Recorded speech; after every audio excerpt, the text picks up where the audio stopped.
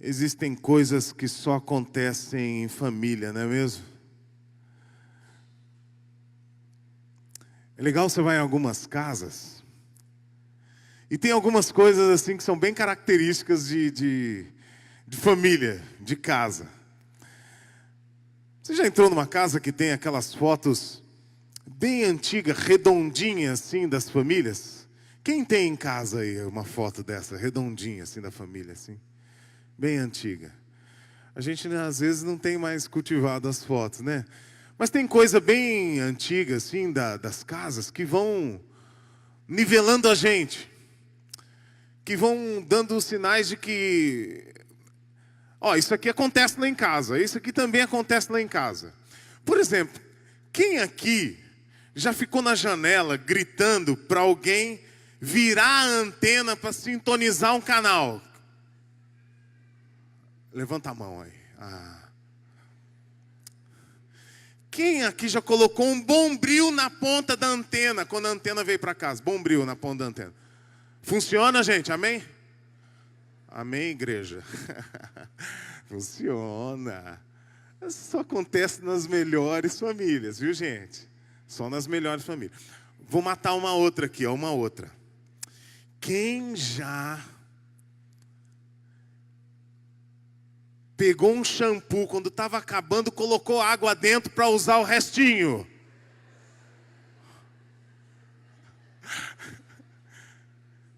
Na minha época usava Neutrox.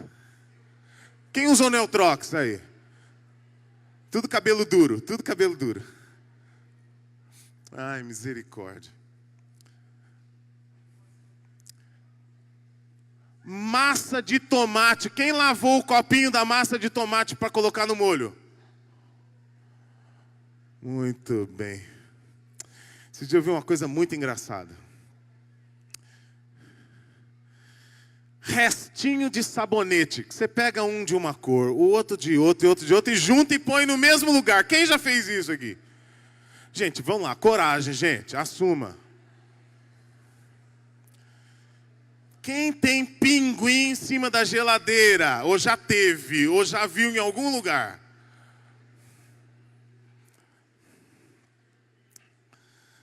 Tá bom, vamos parar por aqui. Eu tenho 100 aqui. 100. Você levantou a mão em alguma? Isso aqui é um teste de pobreza, tá bom?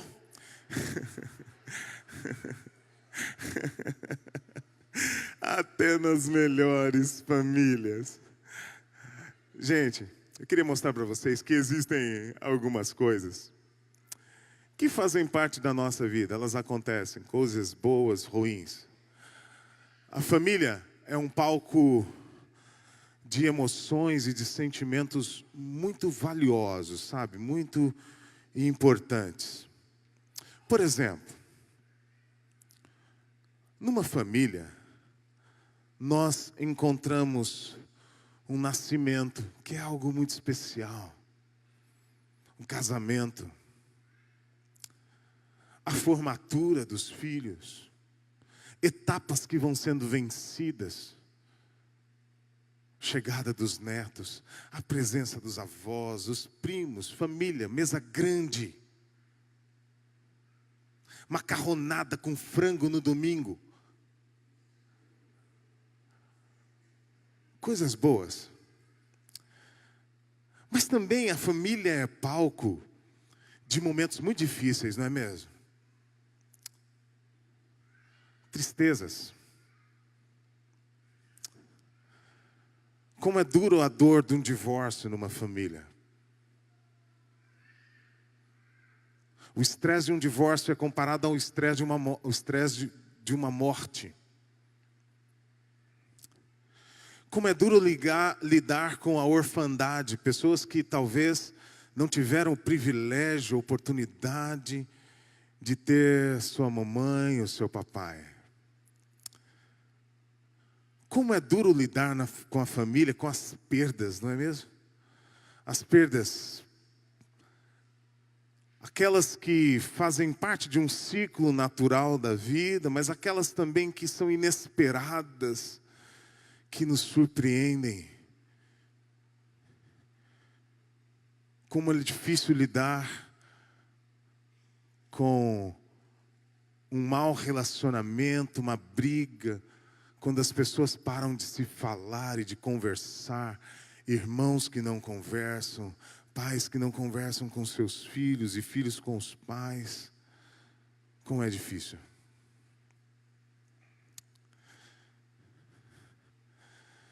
Existem duas histórias narradas nos evangelhos que são muito próximas, e eu queria ler para vocês essas histórias narradas pelo evangelista Marcos, no capítulo 5. Marcos 5, de 21 em diante.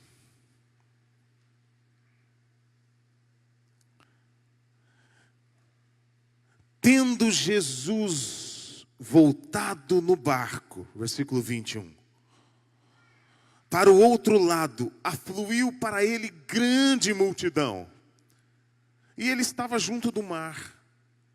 Eis que chegou a ele um dos principais da sinagoga, chamado Jairo, e vendo-o, prostrou-se aos seus pés, e insistentemente lhe suplicou: minha filhinha está à morte, vem, impõe as mãos sobre ela para que seja salva e viverá.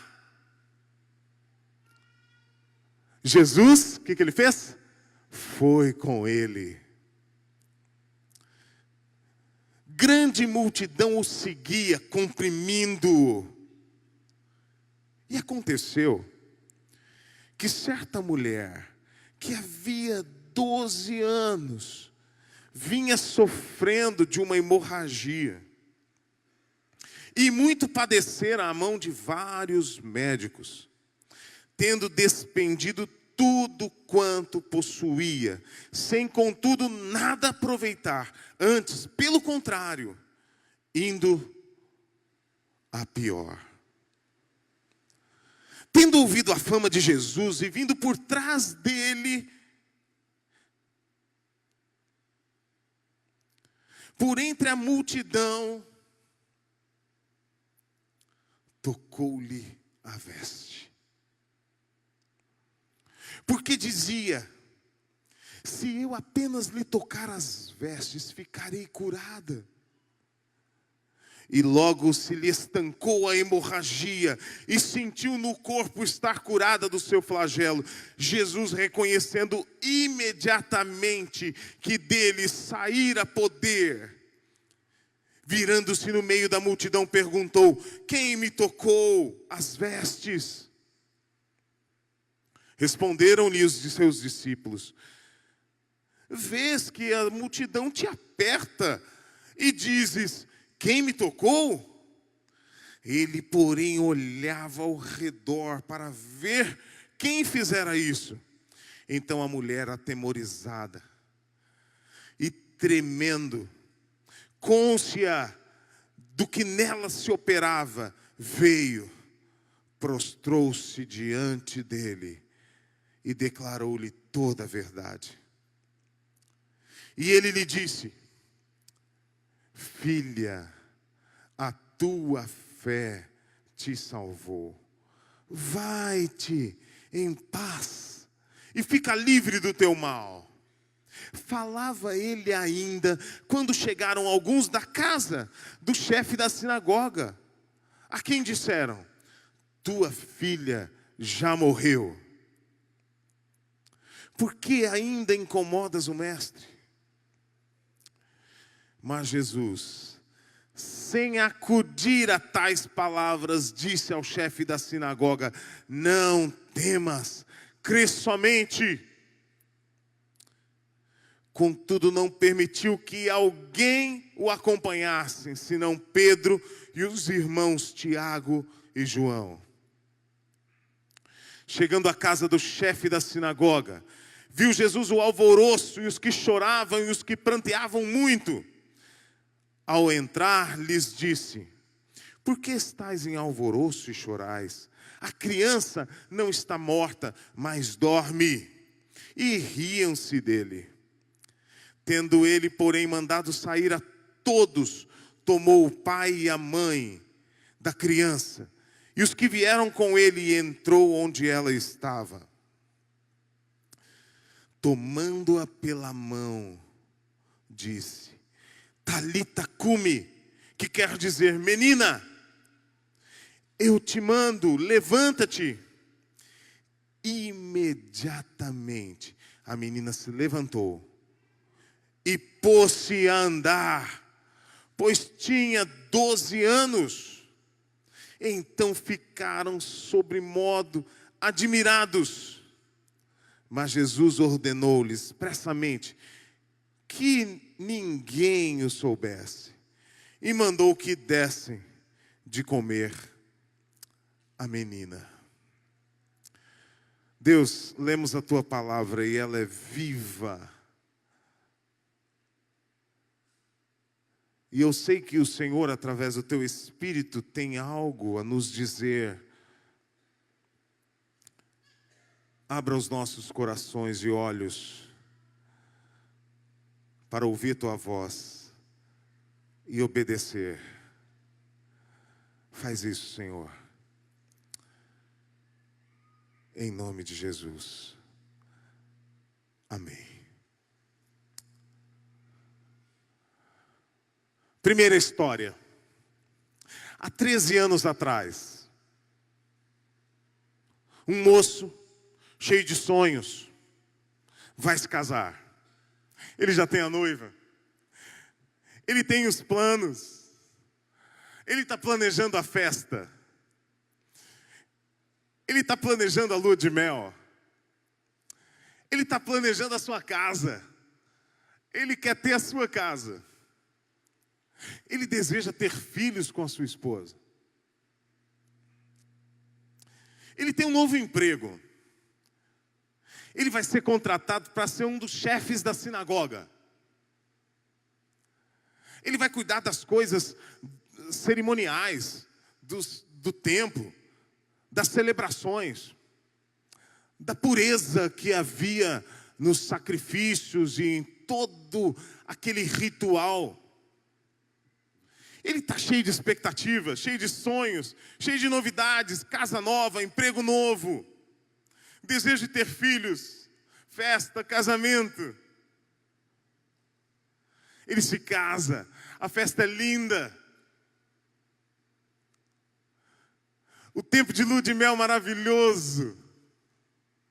Logo depois de alguns dias, uma notícia vem brindar, vem celebrar esse grande momento. Minha esposa está grávida. Não se tinha uma oportunidade de saber qual é o sexo, então eles conversavam sobre o nome. Se for menino, como vai se chamar? Mas se for menina, conselhos dos avós, dos parentes. Olha, essa barriga está parecendo de menina, está muito pontuda. O do menino está mais para baixo, assim, é diferente. Esse nariz é de mulher grávida. Coisas que só acontecem lá em casa.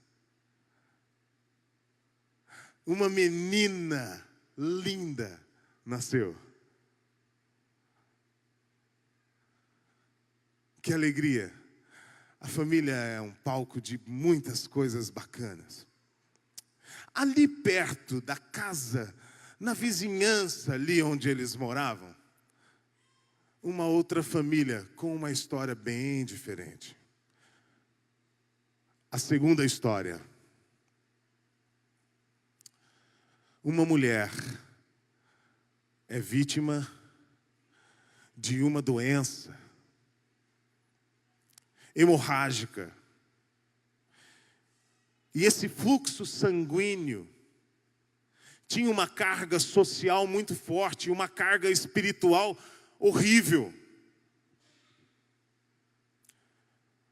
Ao ponto de ser completamente subjugada ou discriminada.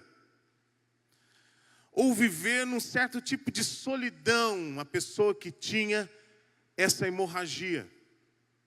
Lá no livro de Levíticos fala que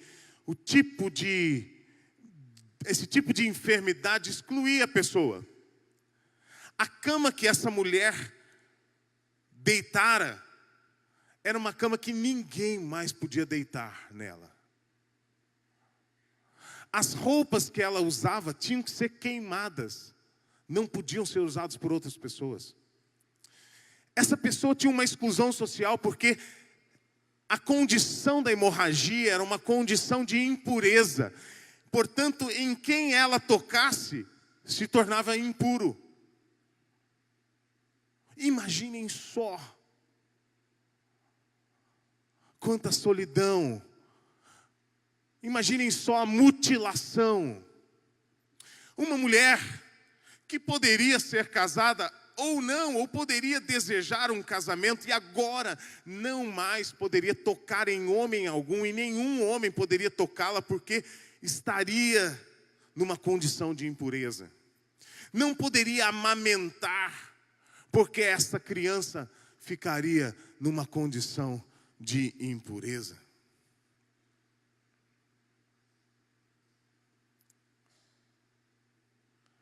E tem mais.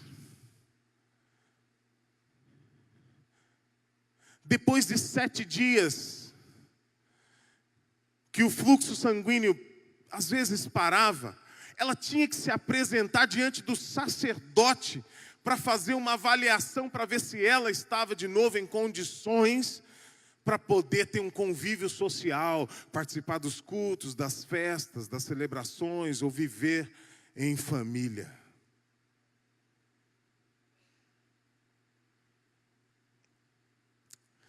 A família também é palco de tristezas, crises, momentos muito difíceis, notícias que vão mexer com a gente.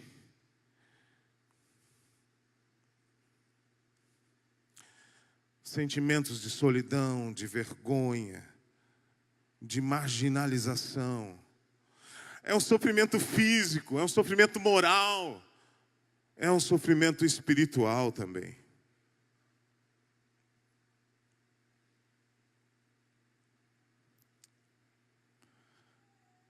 Essas duas histórias se cruzam. Elas se entrelaçam. Depois de 12 anos, daquele momento tão festivo, na primeira história, aquele chefe da sinagoga, o pastor, aquele líder comunitário, ele procura Jesus desesperadamente. Ele enfrenta a multidão. Ele enfrenta a opinião pública. Ele não liga muito para o que as pessoas vão falar. Um pastor se ajoelhando, gritando, pedindo para Jesus ir lá na casa dele. Ele não quer nem saber. Ele chega para Jesus: Jesus, a minha filha está com uma doença fatal. Ela está à beira da morte. Eu preciso que o senhor vá lá em casa. Eu sei que se o Senhor impor as mãos sobre ela, ela vai ser curada. Tem uma coisa maravilhosa nessa história. Jesus, o que ele faz? Ele vai com ele. Jesus está conosco nas crises, nas lutas, nas dificuldades, nas más notícias. Ele está presente. Jesus está com você. Ele está comigo. E nesse caminho e nessa jornada, as histórias se cruzam novamente. Grande multidão seguia Jesus, o comprimindo, apertando, não dava para andar direito. E aconteceu que uma certa mulher, anônima,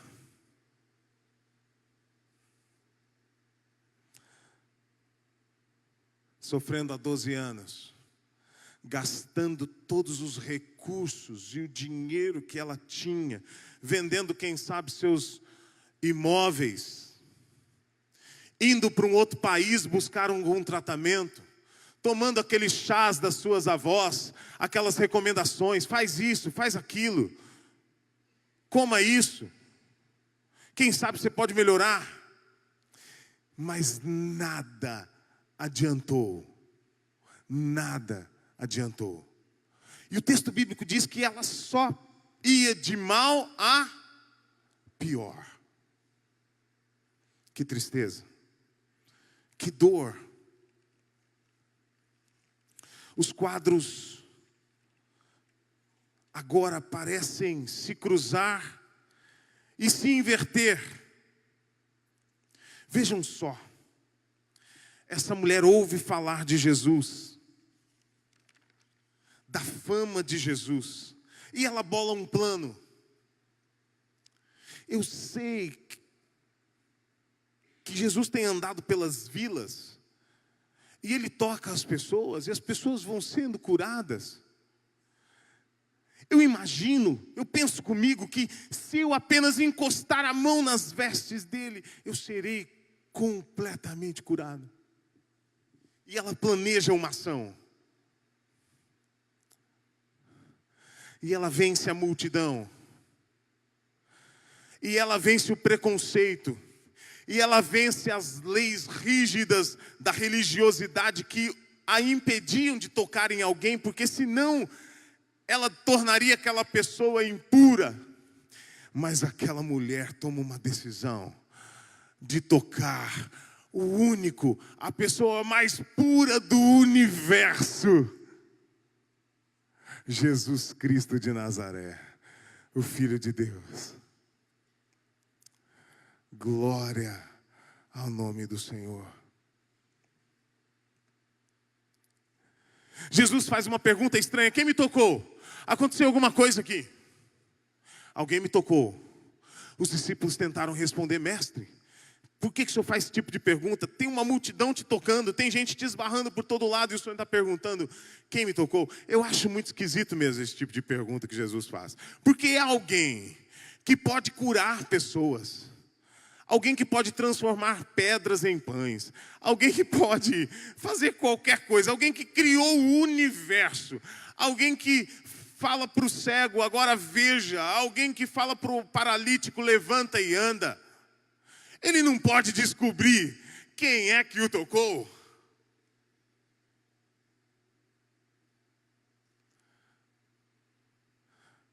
Mas Jesus quer reconhecer aquela mulher. E aquela mulher, ela sofre uma ação do poder de Deus. E a Bíblia diz que na hora que ela toca as vestes de Jesus, imediatamente a hemorragia se estancou. E ela sente no corpo dela algo transformador, o poder de Deus.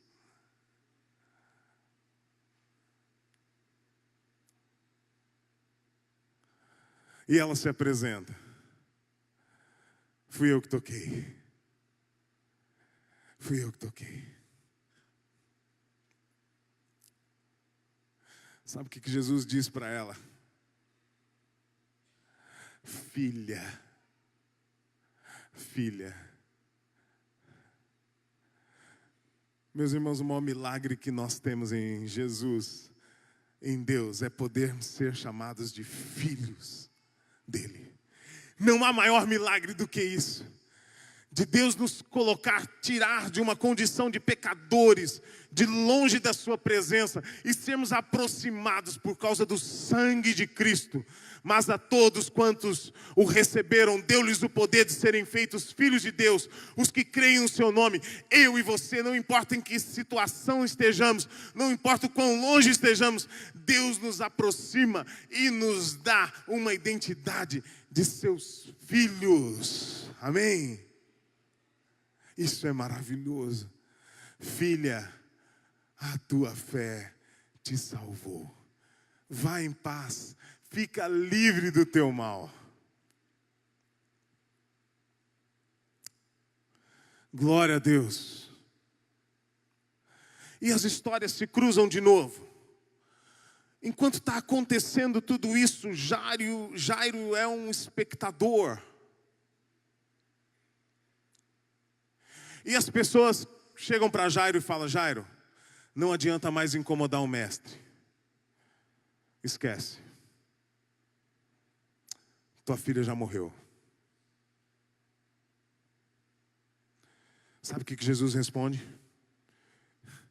Jairo, não escuta isso. Olha para mim, Jairo. Não temas, crê somente. Não temas, crê somente. É essa palavra que Deus dá para mim e para você diante das más notícias. Diante de coisas que não estão sob o nosso controle. Quando essas coisas acontecem, nos surpreendem. Mesmo que você estava lutando e que você tinha tanta expectativa, que você tinha tantos sonhos, e as coisas não acontecem nem do jeito e nem na hora que você precisa, e nem da maneira como você quer. Aliás, o quadro se reverte totalmente. Não temas as más notícias. Não temas. Creia somente. Porque a última palavra é de Jesus de Nazaré. A última palavra é de Jesus. Jesus então pega os seus discípulos, os mais íntimos, ele chama Pedro, Tiago e João, o discípulo do coração, o discípulo amado, em quem ele deitava a cabeça, deitava no seu ombro ali. E eles vão até a casa de Jairo. Chegando lá, uma multidão, algumas pessoas chorando. O pessoal do cortejo, as carpideiras, as mulheres que choravam. Tinha gente contratada para chorar. A turminha do mais perto que era estar já estava lá.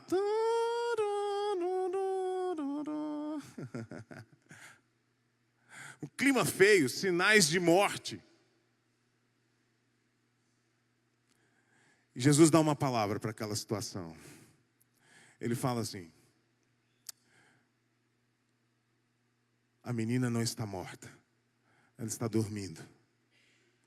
Por favor, queiram se retirar. Jesus toma o papai e a mamãe e os discípulos mais íntimos, revelando que neste quarto, neste lugar onde há intimidade, há um milagre. Pessoas que são íntimas do Senhor vão experimentar milagres maravilhosos. Sabe por quê? Porque é lá no seu quarto onde as maiores angústias aparecem, sabe? É lá no recôndito, é lá naquele ambiente que só você sabe. O choro que te incomoda nas madrugadas, na noite, quando as pessoas não estão vendo, quando ninguém está olhando. É na intimidade que o poder de Deus vai sendo revelado a mim e a você. Amém, irmãos? Aprendamos uma lição sobre ser íntimos de Deus, ser próximos de Deus.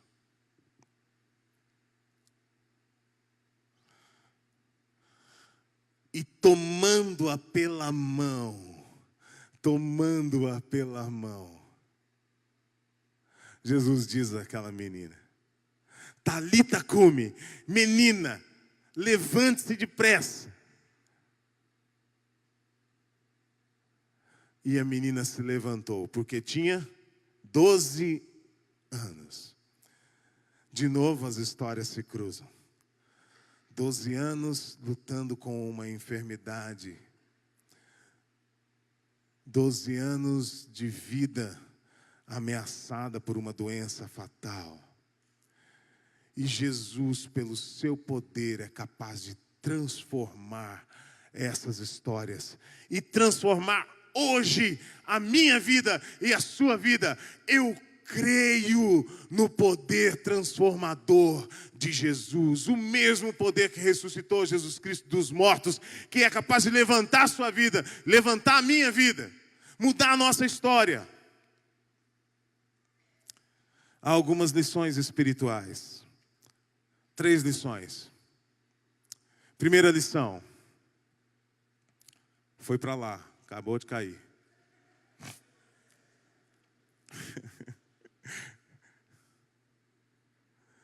Deus é o Senhor das boas e das más notícias. Deus é Senhor das boas e das más notícias.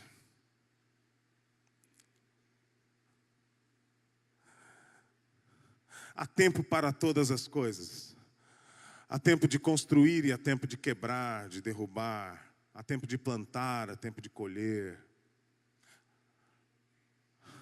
Há tempo de se alegrar, tempo de chorar. Viva cada fase da sua vida com as suas belezas, seus desafios. Saiba celebrar as vitórias. Saiba chorar o teu choro, as perdas. Enfrente com resiliência o sofrimento.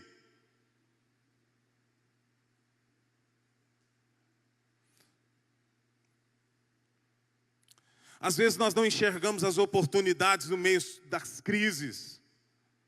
E de como Deus está presente. De como Deus tem nos dado recursos para gastar. Mesmo na enfermidade, suprimento. Como esta mulher teve aqui. Usou os recursos que Deus havia dado. E nós, quando passamos por lutas e dificuldades, não percebemos às vezes que Deus tem nos dado muita provisão. Pessoas, gente que cuida. Gente que fica lá do seu lado. Os anjos do Senhor nos acompanham. Deus está presente na sua dor, na sua angústia. 1 Coríntios 10, 13 diz assim: não vos sobreveio tentação que não fosse humana, mas Deus é fiel e não permitirá que sejais tentados além do que vocês podem suportar, mas com aprovação vos dará o escape de maneira que possais suportar. Não virá algo maior do que você aguenta.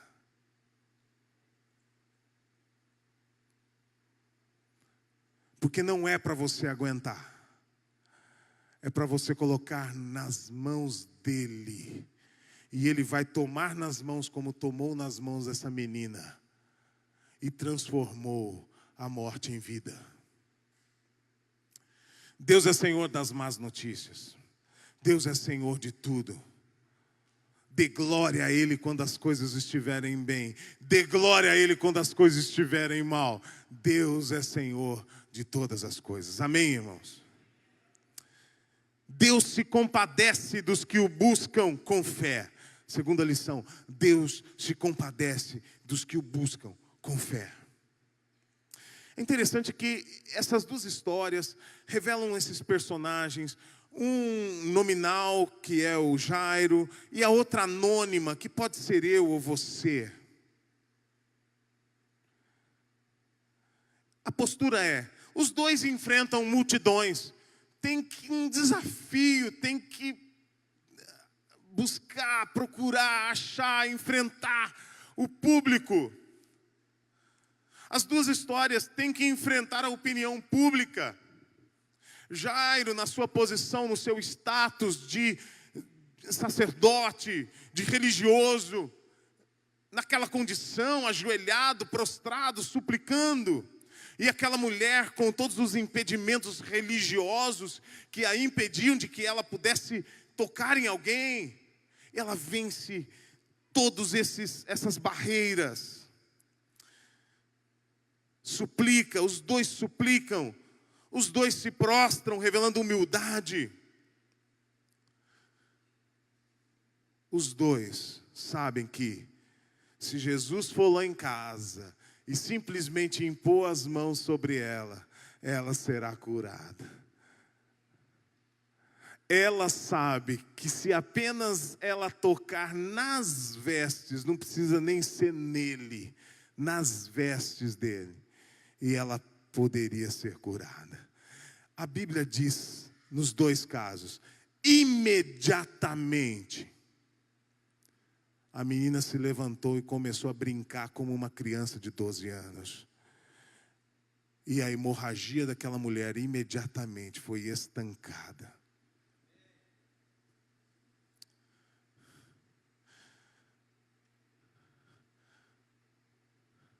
Terceira e última lição. Deus intervém com a cura. Deus intervém com a cura. Quem me tocou? É uma pergunta que dá a chance de revelar os filhos de Deus, porque os filhos de Deus são os que tocam. E os filhos de Deus são os que são tocados por Ele. Estes vão experimentar o maior de todos os milagres, que é a possibilidade de ser chamado de filho. Filho. Esse é o maior milagre. Ninguém e nada poderá tirar isso de você.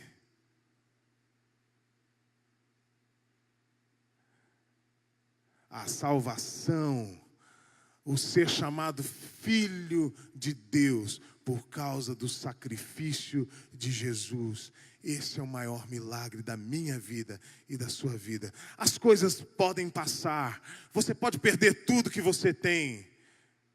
Você pode ter enfermidades. Você pode até ter que enfrentar a morte. Mas quem tem a última palavra sobre a morte é Jesus Cristo de Nazaré. E sabe o que ele diz no Evangelho de João 14? Eu sou a ressurreição e a vida. Aquele que crê em mim, ainda que morra, viverá. Amém, irmãos? Eu tenho a palavra final, a última palavra.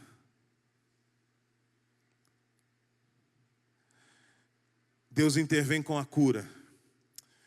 E a maior cura é pertencer à sua família.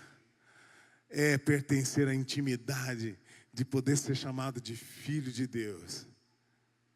Mas também eu creio no poder transformador de Jesus Cristo, que está aqui entre nós hoje, agora. Ele está aqui.